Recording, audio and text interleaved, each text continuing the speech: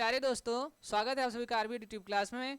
आज जो क्वेश्चन लेकर आया हूँ ये क्वेश्चन 2 का थर्ड पार्ट है। ठीक है, आज मैं जो क्वेश्चन लेकर के आया हूँ ये क्वेश्चन 2 का थर्ड पार्ट है। फर्स्ट पार्ट और सेकंड पार्ट का ऑलरेडी वीडियो में बना चुका हूँ, आप चाहें तो हमारे प्लेलिस्ट में जाकर के देख सकते हैं। इस क्वेश्चन को डिस्कस करेंगे, आप वीडियो को ध्यान से और अंत तक देखें। ठीक है, आज का जो हमारा क्वेश्चन है question number third, x is equal to 4y। कितना? x is equal to 4y। अब बहुत बच्चे कहेंगे सर ये तो लीनियर इक्वेशन है ही नहीं। नहीं, ये लीनियर इक्वेशन है। कैसे? मैं बताता हूँ। देखो अभी क्या है ना, ये 4y है इज इक्वल टू x है। आप इधर ले आओ तो x माइनस 4y हो जाएगा इज इक्वल टू 0। अगर आप देखो जो लीनियर इक्वेशन होता है उसका फार्मूला होता है ax plus by plus c is equal to 0। तो ये c है ही नहीं। देखो c नहीं है तो आप चाहो तो ऐसे प्लस या माइनस लगा के अपने आप 0 लिख लो। क्यों? क्योंकि 0 अगर आप किसी संख्या में ऐड करते हो या सब्ट्रैक्ट करते हो तो कोई फर्क नहीं पड़ता है, इसलिए आप यहाँ पर 0 राइट कर सकते हो। तो चलो फिर ठीक है, इतना समझ में आ गया कि ये linear equation in two variable है। Yes, obviously it is in the form of linear equation in two variable. तो अब इस क्वेश्चन का सोल्यूशन करेंगे। सोल्यूशन का तरीका वही है कि x की कोई वैल्यू रखेंगे और y का कोई वैल्यू आएगा।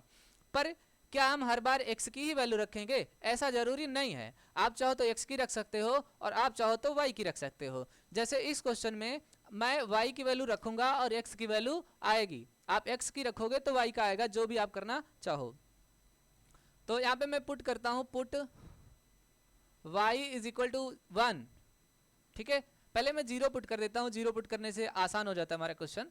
देन वी हैव, देखो जब आप ऐसे लिखा है ना x is equal to 4y, तो जहां पर y है वहां पे 0 रख दो तो क्या हो जाएगा?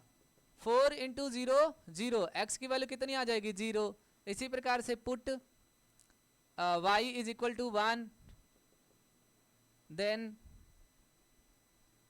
वी हैव, देखो जब आप y is equal to 1 put करोगे तो ये आ जाएगा x is equal to 4 into 1, तो 4 1 जा 4, आंसर कितना आ जाएगा? 4।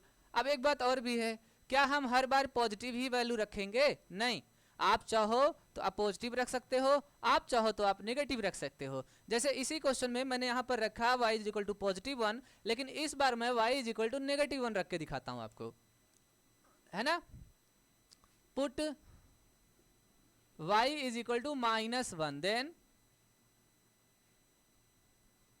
वी हैव, देखो जब हम y इज इक्वल टू -1 रखेंगे तो हमारा इक्वेशन है x is equal to 4y।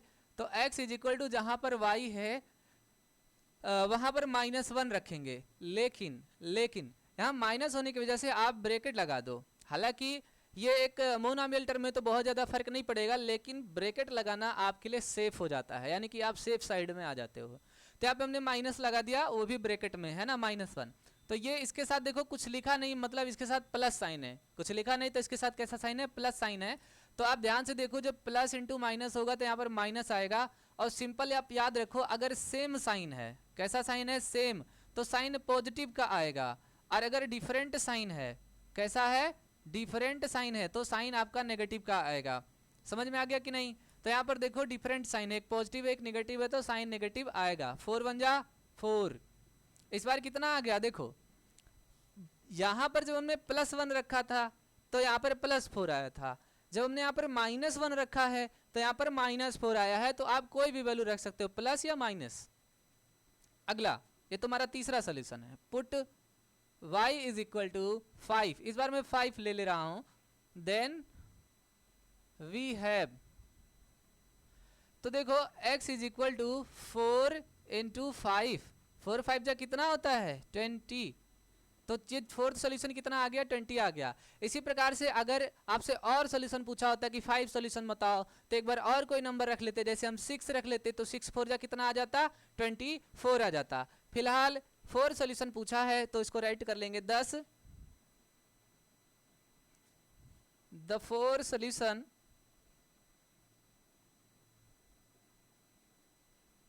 Of given equation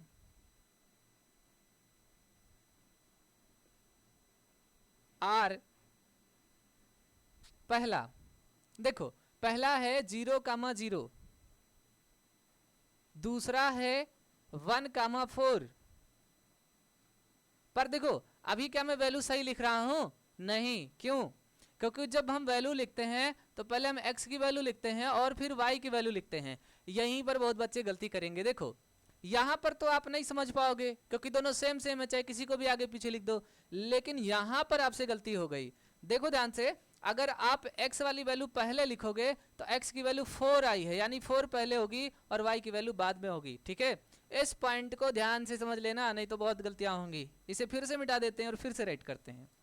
x की वैल्यू आपको पहले लिखना है और y की वैल्यू आपको बाद में लिखना है।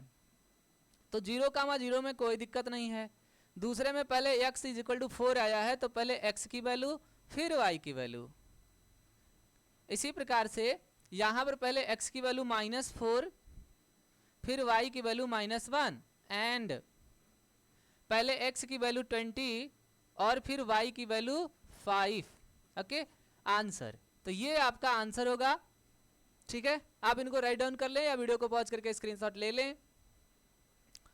मैं उम्मीद करता हूं कि इस वीडियो में आप लोगों को समझा पाया होगा, आपका डाउट कुछ क्लियर हुआ होगा। अगर डाउट क्लियर हुआ है, समझ में आया है, तो वीडियो को लाइक शेयर करें और चैनल को भी सब्सक्राइब करें। मिलते हैं अगले वीडियो में, तब तक के लिए जय हिंद।